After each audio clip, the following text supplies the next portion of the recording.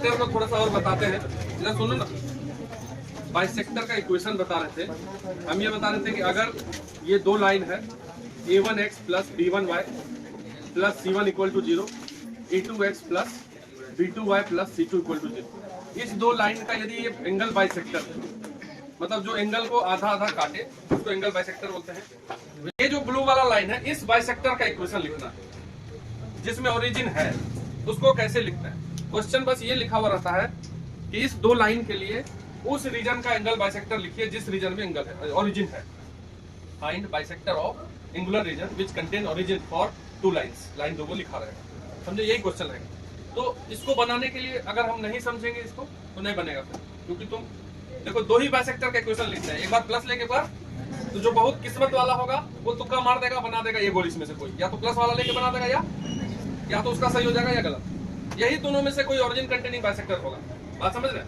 अगर कोई दो लाइन दिया हुआ है तो बाइसेक्टर का तो दो ही इक्वेशन आना है, एगो प्लस लेके एगो, तो उसी दोनों में से कोई इस रीजन का बाइसेक्टर होगा। तो 50% चांस है कि हम डायरेक्ट तुक्का मार दें, एक बार प्लस लेके बनाएंगे और माइनस लेके, कोई एक होगा। लेकिन एकदम एक्चुअल जानना है, वो बहुत डायरेक्ट क्वेश्चन आना है, ठीक, डायरेक्ट। तो उसके लिए हम क्या करते हैं, जो दो लाइन दिया रहता है a1x plus b1y plus c1 equal to 0 and a2x plus, ये दो लाइन गिवन है और इसी के लिए बात कर रहा है कि हमको उस रीजन का बाइसेक्टर लिख के दिखाओ जिसमें ओरिजिन है। तो इसके लिए हम सबसे पहले c1 c2 को ही देखेंगे। अगर c1 c2 सेम साइन का है, देख लिए दो लाइन देखेंगे, c1 c2 को देखेंगे। c1 c2 का बड़ा खेल है bisector. If c1 and c2 have same sign, जैसे क्वेश्चन में देख लिए दोनों सेम साइन का है, that is c1 into c2 is positive. दो चीज सेम साइन का है तो प्रोडक्ट तो पॉजिटिव ही होगा, दोनों नेगेटिव भी होगा तो प्रोडक्ट पॉजिटिव, दोनों पॉजिटिव होगा तो प्रोडक्ट पॉजिटिव। तो जैसे ही हम देखें c1 c2 सेम साइन का है, तो देन इक्वेशन ऑफ बाइसेक्टर, ठीक है, equation of bisector which contain origin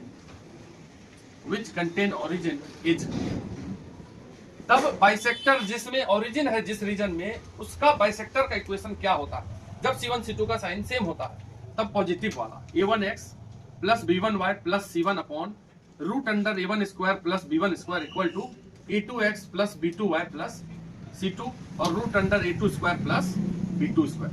यही होता है बाइसेक्टर का इक्वेशन, उस रीजन का बाइसेक्टर जिसमें ओरिजिन है। और जैसे ही देखते कि c1 c2 का अपोजिट साइन है तब नेगेटिव वाला। बात समझे कि नहीं समझे? If c1 and c2 have opposite sign, अगर c1 और c2 का साइन अलग अलग है, that is c1 into c2 is negative, ठीक है, ये पहला और ये दूसरा। तो देन जो बाइसेक्टर का मतलब का इक्वेशन उस रीजन का जिसमें ओरिजिन है वो कौन सा हो जाएगा, a1x plus b1y plus c1 upon root under a1 square plus b1 square equal to minus times, इसी के बाहर माइनस लगा दीजिए, a2x plus b2y plus c2 root under a2 square plus b2 square, ये आंसर हो जाएगा। तो जैसे ही ये ओरिजिन वाला क्वेश्चन आए तो सबसे पहले किसको देखेंगे, सेम साइन तो प्लस वाला, अपोजिट साइन तो माइनस वाला। ऐसे तुम अगर ज्यादा समझदार हो जाओगे जब पढ़ने लगोगे अपने से, हम तो थोड़ा बता दिए, जब तुम खुद से पढ़ोगे तब तुमको और डिटेल बात, इसमें बहुत डिटेल बात है, हम नहीं कर रहा, बहुत ज्यादा डीप चीज है ये, ठीक। और भी आगे समझ में आएगा तुमको ये चीज, आगे भी अगर मैथमेटिक्स से रिलेशन रहे, या तो इंजीनियरिंग में जाओगे तो रहना है, या अगर बीएससी मैथ से करोगे तो रहना, ऐसे नहीं रहना, तब तुमको और भी चीजें समझ में आ जाएगी, बहुत सारा चीज है इसमें। तुम अभी भी कुछ चीज खुद से कर सकते हो क्लियर। पहले इसको लिखो, find bisector of angular reason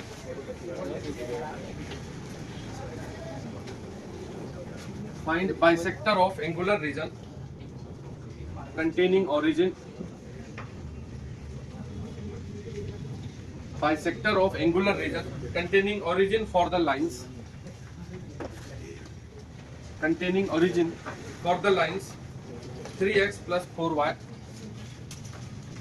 plus 7 equal to 0 and 5x minus 12y minus 2 equal to 0।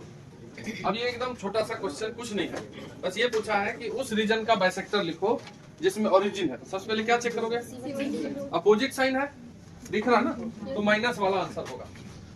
जैसे ही हम देख लिए, इसमें कुछ नहीं जानना है, अगर c1 c2 पॉजिटिव होता तो सीधा आंसर डायरेक्ट लिखते हैं। अब देख रहा है यहाँ पे C1 C2 का प्रोडक्ट नेगेटिव है, क्योंकि C1 है 7 और C2 है -2, इसलिए जो रिक्वायर्ड बाइसेक्टर होगा वो क्या होगा? पहला लाइन लिख दीजिए 3x + 4y + 7 divided by root under ये 3² + 4² इक्वल टू माइनस टाइम्स दूसरा लाइन लिख दीजिए 5x - 12y - 2 रूट अंडर 5² + 12²। अब -12 का स्क्वायर करो चाहे 12 का स्क्वायर करो, कोई फर्क नहीं है, इसलिए कर दो। अब इसको सॉल्व कर लेते हैं। 3x + 4y + 7 अपॉन ये हो जाएगा 5 इक्वल टू माइनस को अंदर ही कर ले, क्या अंदर कर लेते हैं, ये माइनस अंदर होगा तो -5x + 12y और +2 डिवाइडेड बाय 13 क्रॉस मल्टीप्लाई कर दो, आंसर बताओ। बोलो आंसर, बोलो। 64x -8y + 81 इक्वल टू 0, ये आंसर लिखो। Equation of pair of lines, straight line जो है उसको तुम पढ़े। अब पेयर ऑफ स्ट्रेट लाइन, दो straight line, equation of straight line, pair of straight line passing through origin, equation of pair of straight line passing through origin, इसी को हम पेयर ऑफ स्ट्रेट लाइन भी बोलते हैं। दो लाइन का एक साथ इक्वेशन लिखना है, वो दोनों लाइन ओरिजिन से पास करने वाला। कोई लाइन अगर ओरिजिन से पास करने वाला होता है तो उसको कैसे लिखते हैं? कैसे लिखते हैं? ओरिजिन से पास होने वाला लाइन को कैसे लिखते हैं? इक्वेशन, जनरल एक भी इक्वेशन लिखो।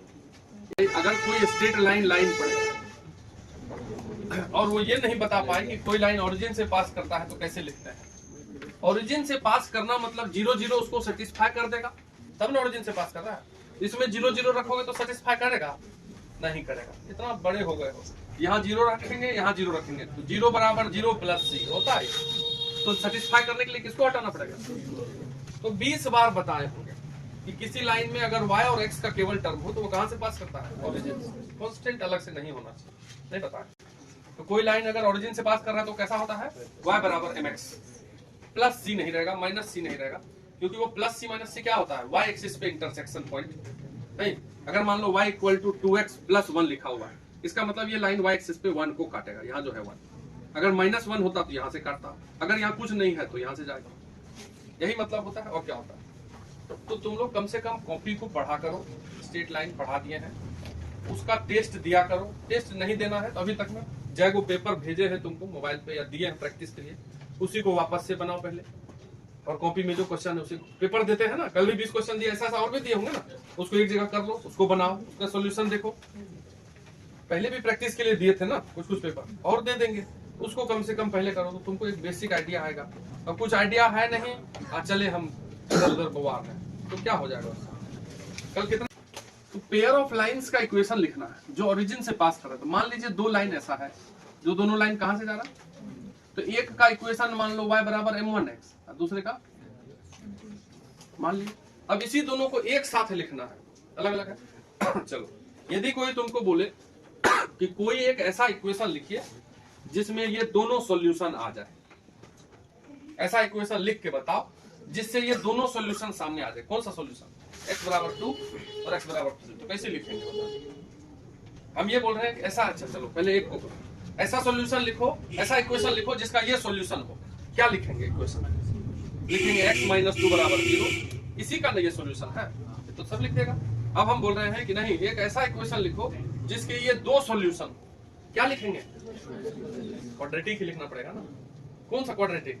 तो एक बार इधर ले आइए, x - 2 = 0 है, ये वाला है x - दोनों को गुना कर देते हैं, x - 2 इंटू इसी को जो सॉल्व कर देंगे तो यही ना क्वाड्रेटिक आ जाएगा, जिससे 2 और 3 आएगा। और क्या होना?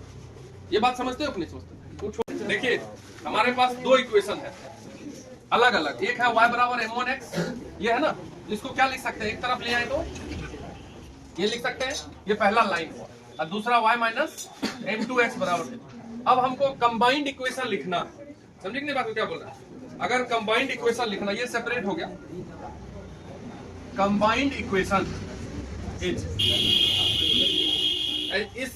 इस दोनों को एक साथ लिखने के लिए दोनों को मल्टीप्लाई कर दीजिए, y - m1x into y minus m2x equal to 0। इसको गुना कर दो तो y into y y square, ठीक, माइनस m1xy ये दोनों, फिर माइनस m2, तुम अपने मन से गुना कर सकते हो, हम कर देते हैं m1 m2x स्क्वायर। 4 टर्म में टूट गया कि नहीं? एकदम अस्थिर से देखो रे पांडे, लिखो मत, देखो ये y स्क्वायर ये दोनों में से कॉमन हो रहा है कि नहीं? m1 plus m2 into x y common हो गया, अब plus m1 into m2x square equal to, यही है combined equation of two lines passing through origin. एकदम अस्थिर से देखना है। अगर कोई इक्वेशन इस फॉर्म में होगा तब हम समझेंगे कि उसमें दो इक्वेशन छिपा है स्ट्रेट लाइन का जो ओरिजिन से पास कर रहा है। इस फॉर्म में मतलब फॉर्म क्या है ये बताना है कि इसमें हर टर्म का डिग्री सेम है। जैसे इसमें y पे पावर कितना है तो इसका डिग्री 2 हो। अब बीच वाले बात है, x पे पावर 1 है और y पे भी कितना है, दोनों मिला के कितना हो गया 2, तो डिग्री इसका भी 2 है। ये कांस्टेंट है 1 प्लस m2, यहाँ तो कांस्टेंट है, x पे पावर कितना है, तो इसमें हर टर्म का डिग्री क्या है। जब कोई इक्वेशन में हर टर्म का डिग्री सेम होता है तो उसको बोलते हैं होमोजेनियस इक्वेशन। किसको बोलते हैं होमोजेनियस इक्वेशन? अगर हर टर्म का डिग्री समान होता तो ये 2 डिग्री का होमोजेनियस इक्वेशन हो। हर टर्म का डिग्री कितना है 2 है, तो ये 2 डिग्री का होमोजेनियस इक्वेशन हो। तो pair of lines passing through origin का जो इक्वेशन आता है वो किस फॉर्म में होता है, 2 डिग्री का होमोजेनियस इक्वेशन आता है। बात समझ रहे क्या बोल रहा है? ये क्या है, ये है second degree homogeneous equation, second degree homogeneous equation. अब ये होमोजेनियस वाला पार्ट 12th में भी आएगा और बहुत कीमती है, समझ रहे? आगे पढ़ाएंगे 12th में जब, तो होमोजेनियस इक्वेशन वहां फिर और थोड़ा सा ज्यादा पढ़ाएंगे इसे। अभी हम ज्यादा नहीं लिख रहे हैं, तो हम ये इतना लिख लो, छापो पहले जो नीचे लिख लो एक line, hence equation of pair of lines, equation of pair of lines, hence equation of pair of lines passing through origin,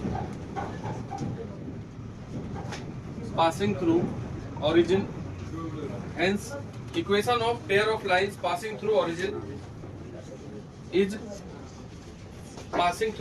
is in the form of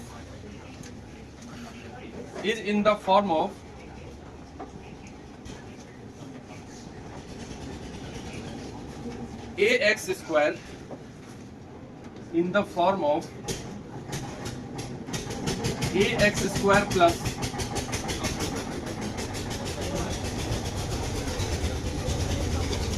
तो जाने दो। देखो ये है 2 डिग्री का होमोजेनियस इक्वेशन, जनरल होमोजेनियस। जैसे quadratic का general form क्या होता है, ax square plus bx plus c equal to 0। हर क्वाड्रेटिक को हम इसी से कंपेयर करते थे कि नहीं करते? फिर एबीसी निकालते थे, फिर जो नेचर जानना है कि रूट भी निकाल लेते थे एबीसी के टर्म में, minus B plus minus root under D. तो कोई भी जनरल इक्वेशन जो 2 डिग्री होमोजेनियस इक्वेशन का होता है वो यही होता है, ax स्क्वायर प्लस 2hx। हर किसी का जनरल इक्वेशन होता है, जैसे स्ट्रेट लाइन का general equation ax plus by plus c बराबर 0, लीनियर इक्वेशन।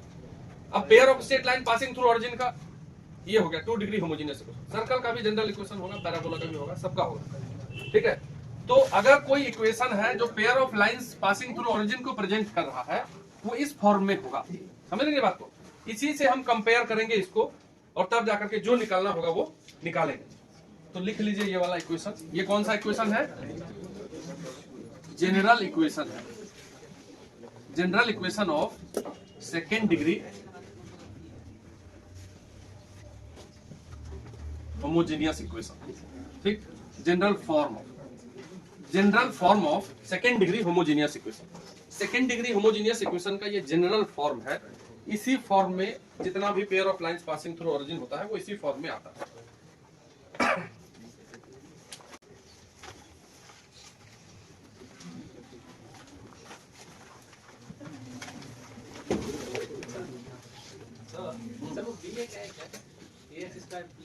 ये 2h b ये है, h है, h x y का कोफिशिएंट 2h होता है, ठीक है, जनरल। तो जब क्वेश्चन दिया रहेगा तो वहां भी हम x y के कोफिशिएंट को 2h मानेंगे। जैसे देखो, how to find separate equation if combined equation is given. अगर हमको यही इक्वेशन दिया रहेगा, ये वाला, ये कैसा इक्वेशन है, इसमें 2 को छिपा है।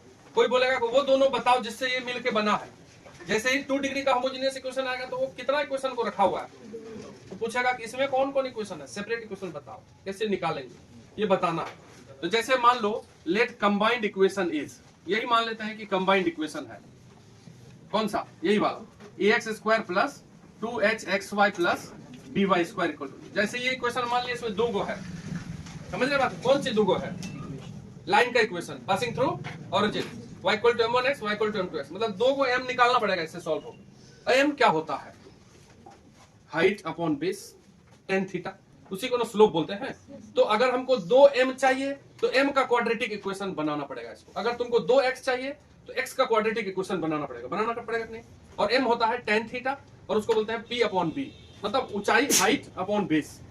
तो हम y को हमेशा ऊंचाई के लिए बात करते हैं और x को बेस के लिए बात करते हैं।